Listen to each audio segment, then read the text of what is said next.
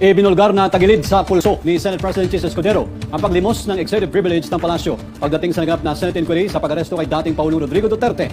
Kung bakit ikukwento sa atin ni Tala Lopez. Kinumpirma ni Senate President Chis Escudero sa kanyang press conference na nakatanggap siya ng liham mula kay Executive Secretary Lucas Bersamin noong 20 ng Marso. Nakasaad dito na pribado at hindi maaring isapubliko ayon kay Bersamin ang mga usaping naganap sa mga closed-door cabinet meeting at ilang mga impormasyon na related sa presidential communications. Pero hindi umubra kay Escudero ang ganitong pagrarason. Sa tingin niya kasi hindi akmang kumpasan ang executive privilege sa kasong ito dahil hindi naman uungkatin ang mga usapang naganap na direktang involved ang Pangulo. Pero ang posisyon ko kaugnay ng executive privilege, hindi ito pwedeng gamitin bilang isang blanket privilege. Ito'y pwedeng i-invoke lamang kapag ang tanong will tend to involve or include executive privilege. Hindi yan rason para hindi dumalo o mag-attend ng pagdinig. Ekis din kay Escudero ang hiling ni Bersamin na hingin in advance ang kopya ng mga itatanong sa kanila ng Senate Foreign Relations Committee.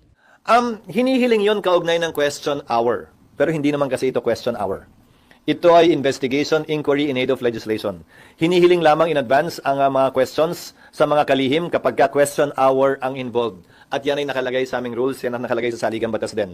Pero hindi question hour yung nangyari sa pagdinig na isinagawa ni Senator Amy, kaya hindi kinakailangan magsumite ng mga questions beforehand. Pinabulaanan din ni Escudero na hinarang niya ang pagdinig sa pagkaaresto ni dating Pangulong Duterte. Dagdag pa niya, ikinagalak pa nga ng Malacanang ang nasabing pagdinig dahil nagkaroon sila ng pagkakataong klaruhin ang ibang bagay. Matatandaang nagsagawa ng pagdinig noong 20 ng Marso ang Senate Foreign Committee tungkol sa umunoy crimes against humanity ni dating Pangulong Duterte sa International Criminal Court. Ako, si Tala Lopez para sa Kwentong Politiko.